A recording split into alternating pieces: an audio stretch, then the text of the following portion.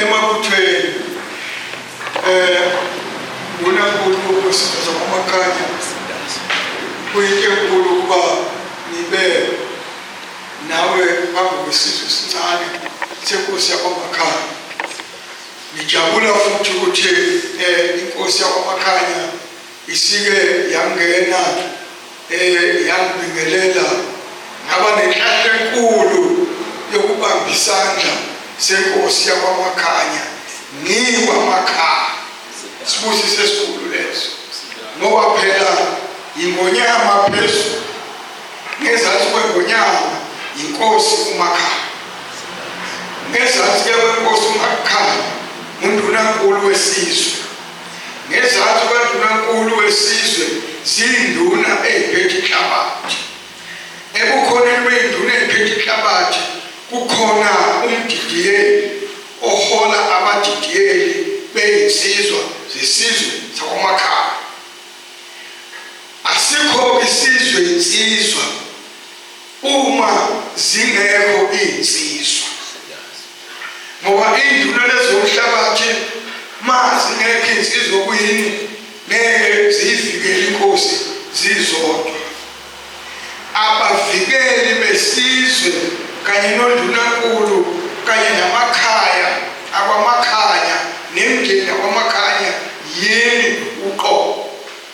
Mathiwa nansi ingena laphaya yini abakhuzi bolaka noma abaceli bomlilo noma ngabe ushayiphi. Ngakho-ke ninenhlahla ukuba nithi ningaka bakwazi ukuniqoqa kanje nizokhulunyiswa ngokuba insizwa, ngokuba indoda kini ekhaya, nokuba umvikeli wekhaya, nokuba umvikeli wesizwe sonke. Ngithi-ke umfana ongakwazi ukuhlonipha induna esigodini sakhe, engakwazi ukuhlonipha inkosi yesizwe aphethwe kuso, angeke akwazi ukuyohlonipha ingonyama. Usuke uyikhohlisa nje mawuthi uyodlula zonke lezi zinto esungayihloniphi, uthi uyojabulela ukuthi uyohlonipha ingonyama. Awuyihloniphi ingonyama uma ungahloniphi inkosi yaleso sizwe. Awuyihloniphi inkosi yaleso sizwe uma ungahloniphile undunankulu kanye ney'nduna zonke zaleso sizwe. Ngakho-ke yona into yokuqala kufanele niyifunde engeyasemakhaya, engeke niyifundiswe ey'koleni. Bese kuthi-ke ey'koleni-ke nifunde lokhu okuthiwa kufundeni okuyikhona okuyonenza ukuba nibe lutho ngesikhathi sakusasa. Kodwa umuntu akalutho esefunde kwayikezela kodwa engasazi ngesishisaka sakwamakhanya lapho ekhulele khona, engasazi ngisho nje isithakazo sokuthi kwangena inkosi yakwamakhanya kukhule kwabuthweni.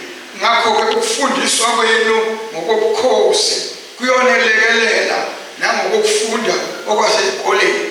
Kukhona imfundo yasekhaya yokuhlonipha nje, yokuhlonipha nje wonke umuntu omdala nomncane, ngoba kufunakala ukuthi ngoba umdala ukuthi uyohlonishwa kuphela. Nihloniphana nibancane, awumshayi owakwenu ngoba ubona ukuthi mncane, awumshayi udadewenu ngoba emncane. Uma leyo nto niyifunde nisuka phansi, ikakhulukazi niyethulelwa igabeni zobukhosi, niyokwazi ukuhloniphana ekhaya, niyokwazi ukuhlonipha amakhaya enu, niyokwazi ukuhlonipha abazali benu. Umuntu ongalihloniphi ikhaya ugcine selihlongandlebe, aphume ekhaya ayohlala emgwaqeni kuthiwe kuney'ngane zasemgwaqeni, egcine ingamazi nanoyise ukuthi wayembalamula. Unenhlahla umuntu ozalwa nina ephila nobaba ephila, kufanele abahloniphe. Uma kwenzelile uNkulunkulu wabathatha usemncane, okhona ekhaya noma ubaba omncane noma ubaba omkhulu, umama omncane noma ugogo, umhloniphe ngoba uyikhaya nesakhiwo sakho. Ayikho indawo ongakhiwa kuyo ukudlula ikhaya. isikole ngeke sikwakhe ukudlula ikhaya ngoba esikoleni senibaningi kodwa ekhaya kukini umuntu-ke unekubo abe nekwabo okuyikwabo-ke unina kanye ney'ngane zakhe ukubaba angagalwa ngomama abathathu kusho ukuthi nonke nizalwa ubaba unizele nonke kodwa komama behlukene kodwa uma usukhuluma ngomama wakho ukhuluma ngomama wakho ozelewe ukuthi uma usukhulile umfana wakhe indlu yakwethu kuthiwa wakhe ikhaya lakwenu kwamasibani wakho uma ngabe uyohlulwa yakhe ikhaya lakwenu into yakho ayikusho umuntu wakha uqala kwakha kwabo nekhaya sigodini emndenini esizweni sonke ngiyajabula-ke nami ngiphakathi kwenu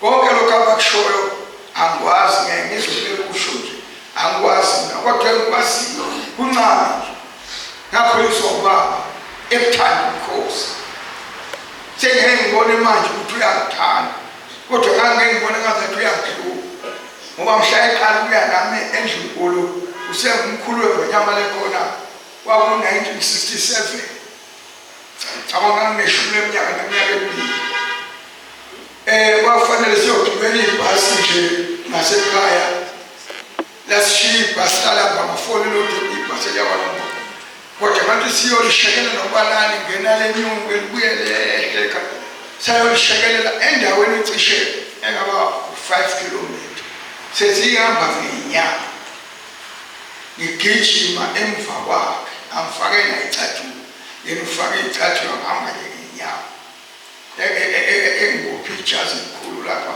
walibopha ngentamo ngoba laleli idonsi lithi lingakudula ibhasi ahamba nobaba-ke ngiqala uyongena esigodlweni kwakhe Thandayo ngalelo langa kwakuphuma umntwana onhlahlelo kanye eMandebeleni ngaqala ukubona iNgonyama ngalelo langa iy'nkomo ngangivele ngiyithanda ngimncane ekhaya ubaba babeke bawenza nomabula wenkomo kwabonga ngangithanda ngibomo kodwa ngalelo langa ngafike ngathola okukhulu ngoba neza ugwala ebonga phandle kubonga tatana kusalama bo-past 3 kuya ku-4 cabanga abathuba basebusika ubanda kodwa ngaphumela phandle ngathi nochama kubaba ngaququkala phandle wabonga ugwala kwaze waqeda engithi-ke nguye Mnguni owangiphasisa ukubonga yena engamuzwe bonga esigodlweni kusukela lapho-ke ngabuyela ekhaya kodwa inhliziyo yami ilokhu ikuleyana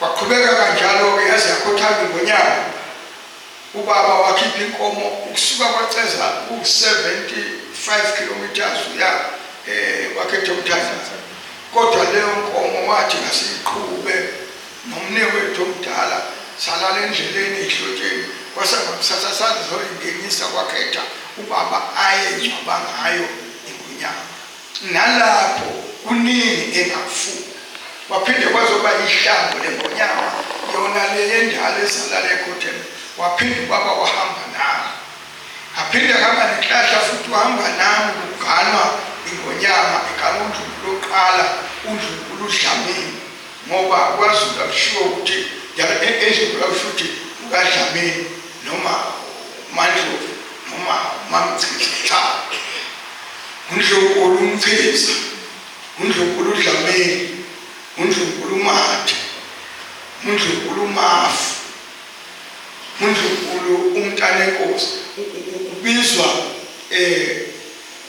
ngengazathi ubizwa indoda uma uzothembuka kufanele usho ngoba umbiza ngoyise njengoba nje siya esizwe kuthiwa iNgonyama yithole labo kaMsweli ukaMsweli akuyisisibongo kodwa intombi yaseManzibeleni mamu uma kuthiwa iNgonyama ezalala eKhotheme inkunzi ekukhandayo bayathi abokaMathathela akuyisisibongo uMathathela kodwa uMaSibili uyise ozala indlovukazi obizwa ngoMathathela yona isibizwa ngokaMathathela iNgonyama uSolomon kuthiwa yiwuphapho oluphezu kwendlu kukaNtuswa, kekho noyedwa ongalothulayo nakwabamnyama nakwabamhlophe. uNtuswa yigama likayise weNdlovukazi, kodwa isibongo sayo eyakwamdlakosi. Enkosini uCetshwayo uma kuthiwa isilo esimaduna sakukaTshaka esikhangela abantu badibana olwandle, nanamhla lokhu kwasadukile, yingoba uTshana ozala indlovukazi ezala inkosi uCetshwayo ungowakwaZungu. uTshaka ubizwa-ke ukuthi ukaTshaka. iNgonyama uMpande izalwa ukaNgoja, kuthiwa ngeqanda elilodwa labo kaNgoja elasala kwezinye izinduku, ngoba lasala kwezawoShaka, ngoba lasala kwezawoDingane. uNgoja wakwaHlabisa, indlovukazi ezala iNgonyama uMpande ngeyakwaHlabisa. Iyo yonke leyo nto ebalulekile ongacishe ningakwazi ukuyicosha kalula ey'koleni ngoba ayinakiwe, kanti ngenye yezinto okufanele nikhuliswe ngayo. Seningizwileke ukuthi ngaba nenhlahla yokuthi nibe khona kuphuma umfana wenhlahla, nkosazana iNgonyama ubheka uZulu, ngaba nenhlahla kuganwa iNgonyama uZwelithini umntwana ngo-1969. Kwaqhubeka-ke njalo. 1976 yahamba nami iNgonyama ngiqala ukuya kwaDukuza lapho kulele khona iNgonyama uShaka. Yimi inyosi eyayihamba nayo eyathi angibonge mase ngiqeda ukubonga bese ngicela eNgonyameni uShaka ukuthi ngicela ukuthi lezi ayibheke zaseGoli siphele. Icelela isizwe inkululeko, yanginika lokho engakwenza kwaDukuza kwezoyini. Ngizama nje ukubeka iy'mpanyane ezabambalwa ezangikhulisayo. Ngo-1979 yaphinda futhi yahamba nami ukuya lapha neSandlwane okwakugujwa ikhulu leminyaka impi yaseSandlwane yawa. Yimi impela owayememeza amakhosi ngalelo langa kusukela eSandlwane phezulu nangale phansi eRobert Rift. Zonke lezi zinto zabaluleka. Ngo-1995 noma ngisayikhumbula inyanga kaLulu ngaqala ukugibela indiza eyaphesheya kolwandle. Ngihamba neNgonyama siye eAmerica, yaqala edolobheni laseMiami lapho eyayimukelisa khona itifiketo somabhizinisi base-Afrika nabakhona le imenyiwe yaze yanikwa inkululeko yedolobha. Saphinde sedlula saya kwesinye isifundazwe sakhona okuthiwa yiSouth Carolina, nakhona babeyimemile okulapha yayiyompeswa khona iziqu. Okwathi mase ungakusasa iphalamende lakhona lathi nje liyacela kuyaqala uzolinyathela inkosi ezweni lapho. Bacela nje ukuthi ingene iNgonyama endlini zombili ibeke nje amazwi 5 minutes nangapha yakwenza lokho. Indlela abayijabulela ngayo yayimangalisa. Yingakho uma ngibuka okwenzeka ngafikelwa ukuthi angithi ibhubesi likaNdaba elibukule phakathi eParliament eSouth Carolina kwelaseMelika. Nanamhla lokhu umbhungu walo usezwakala. Inkanyezi yakithi wakhangela amankengane ekhanyisela amazwe aseMpumalanga, yayakhanyisela awasentshonalanga. Ngoba ukuthi nje lapha nabathi laba kuyaqala ukuze kungene inkosi yohlanga, bajabulele lokho, bakhalele lokho. Okwakusho ukuthi lapho impela ukujatshulelwa nokuthandwa kweNgonyama yenu kwakungagcini nje la nganeno kwendwa nje, kodwa emhlabeni wonke, ngoba emaningi amazwe engihambe neNgonyama ngalokhu ukukhuluma namakhosi. Ngakho-ke kuyisibusiso kimi ukuma phambi kwenu uNkulunkulu angiholele ngihamba neNgonyama ngimemeza inkosi yeMshaka eyabumba lesi sizwe ingonyama ilembele kamanye ngokukhalipha. Yini inyosi elimemeze ko-America, ko-Russia, ko-Belgium, ko-Netherlands, ko-England, ko-France, ko-Germany, ko-Mauritius, ko-China, lokho nje kusho ukuthi ingonyama yenu lekhotheme impela yakwazi ukubamba umhlaba wonke. Ngakho umoya wayo ukwazi ukubamba umhlaba wonke, ukuba nibe isizwe siholwe ingonyama Mshaka nesiholwe yonke amakhosi, kodwa kwazi ukufika engonyameni uzwe lithini kaBhekuzulu. Kuyisibusiso esikhule ngicabanga ukuthi abekho abanye abangabanakho okunjalo. Kuyisibusiso esikhulu ukuthi lokho engikushoyo ngikutshale phezu kwensizwa eyisencane izingane, ngoba uma nikunakile lokho engikushoyo nisazophila ama-7 eminyaka neminyaka 5 kusukela manje. Niyobe nigcine lo myalezo engikushoyo namhlanje, niyobe seniwutshale ezizukulwaneni eziningi ezizayo. Nisho ukuthi bakumjeje sambona amehlo ufake wakhuluma nathi. Ungacisha ukuthi endaweni eziningi angikaze ngikhulume njengoba ngikhuluma. Engithi ukuthokoza kwami kulabo abenze lolu hlelo baze bekhona kuyintokozo enkulu. Kanjalo-ke nomdidiyeli wepi lapha kwaMakhanya oyena owangitshela lolu suku ukuthi uyobe nalolu suku olunje, wathi uyafisa uba ibekhona.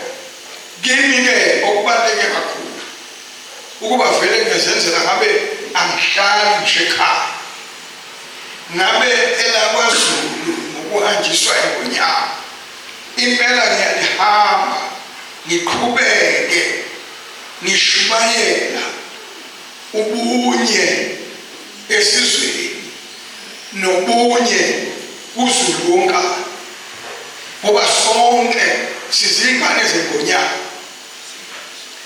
Uma kukhona izwe encwadini engcwele elithi umbuso oxabene wodwa ungeme, awufanele akubalekele uZulu nani nelibancane ukuxabana. Nendlu eyehlukene yodwa ingebe nasibusiso. Abantu bakwaZulu bangumuntu oyedwa ngoba ingonyama iwuyise wabo bonke abantu. Uma-ke nehlukana nina ngeke ukuyiseleke lokhu nakunoma yiliphi ikhaya, nakunoma yiziphi iy'ngane, nakunoma yimuphi umndeni, ukuthi uma umkhulu wenu eyedwa nina-ke senixabana nithi-ke yena kakuyele ngakubani. Kanjalo-ke nengonyama yenu uma nina Zulu senixabana nithi-ke yona-ke ingonyama umdlokombani ubheja lapho umahloni kakuyele ngakubani, ubani ongesiyena wakhe.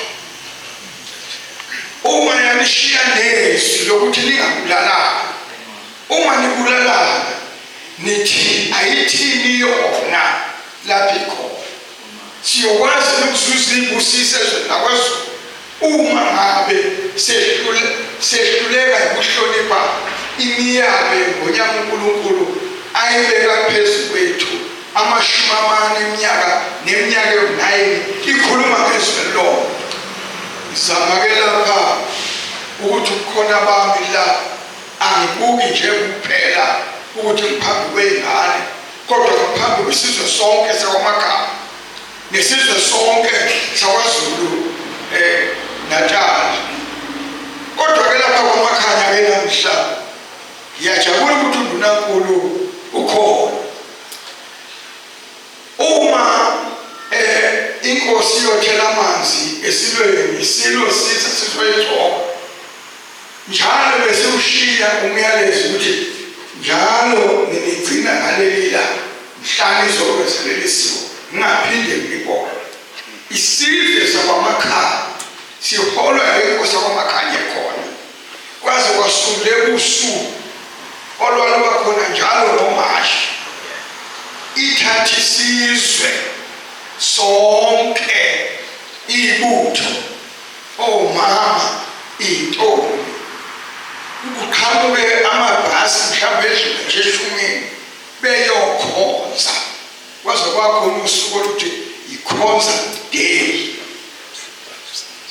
Ingonyama-ke ekhotheme eyakhothama ngayo leyo nyanga kaMashi kwakuzoyiwa khona kwagcinwa-ke lapho njengoba-ke kuyibo ubukhosi bakwamakhaya owayenza kuze kube khona ikhonza day. Kwagcina namanye amakhosi esebakhona impela esebalwa zedlule kwayisithupha elandela abakwamakhanya kodwa kumele ukuthi usuku olwabakwamakhaya. Umbuzo wami-ke ukhona-ke ukuthi uma abakwamakhaya bengaluvuseleli lolu suku empeleni bangathi baluyekele bani? Bayothi-ke uma befika phambi kwendlondlo phekandakamenzi bathi baluyekelani ngoba ubukhosi abuphelile kwamakhaya, ubukhosi abuphelile endlini. Ngakho-ke bakwamakhanya ebukhosini bakwamakhanya banalowo mthwalo wokuyovuselela leyo khonza day abayiqala nengonyama endala ukuze kwake kwabakhona kube yikho okukhona ukuze okwake kwabakhona kungacinywa. Ithi ngonyama usobhuza ngelinye ilanga amaswazi alibobambelele ebukhosini kube ingonyama iyozala enye ingonyama iphinde ithi bantu bakababa. Yathi umengameli angeke amzale omunye umengameli. Yathi namba bokhawunta namba boSamuel Mashele yasho ngo-1982 yathi ngeke babazale omengameli. Okuthi isizwe sihlakaniphile kufanele sibambelele ebukhosini baso ngoba nilapha kwamakhaya nje nibambelele enkosini umakhaya ngoba kubalulekile ukuthi aniholele endlini ukuze kube khona lento ezohlala ikini ngoba okhokho benu uma benza lokho nina senenza lokho sekuthi-ke nehlukene nabo kodwa uma nifuna ukuhambisana nabo impilo yenu yonke hambani ngalokho ababehamba ngakho. Amangisi ngoba kwazathi mhlawumbe ukugcina into zenu namasiko enu kusho ungaphuthuzeli. Amangisi lokhu ayibamba lapho ayeyibambe khona awakaze ajiye kodwa namandla ukudlula wonke umhlaba. Ngisho imali yabo inkulu kuneyawo wonke umhlaba. Banazo iy'nyosi kodwa abakugqamisile lokho njengoba nanibona kuyotshala indlovukazi yakhona kukhona laba abathathu abafaka igqoko ezimnyama ethe nci behamba phambili yibo abasuke bahambe bekhuluma ukuthi-ke nami umfana wenu sesimlethe kini njengoba nathi sikwenzile uma sekhotheme ngonyama.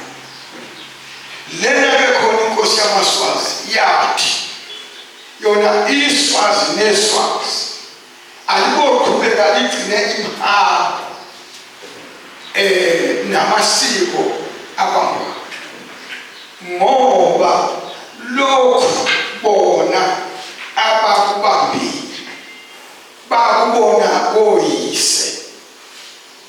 Uma-ke nina senikulahla lokho niyothi-ke nabona bani ekulahleni okuthi-ke nina eniphilayo yini enisuke senisecaleni elikhulu lokuthi gcinani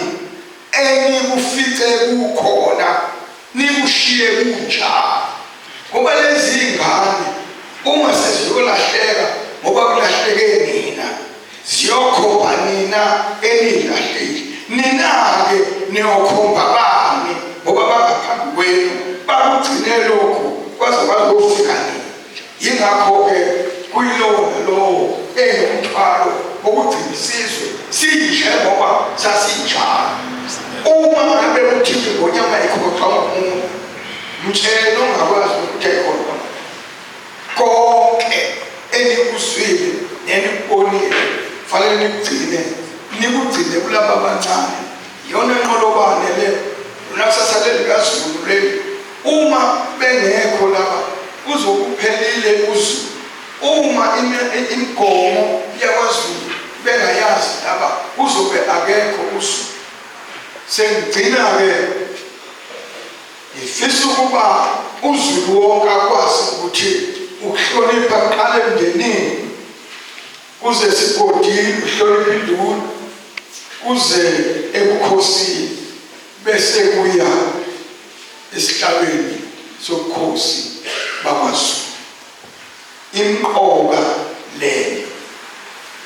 Okunye okulandela lokho, kwaZulu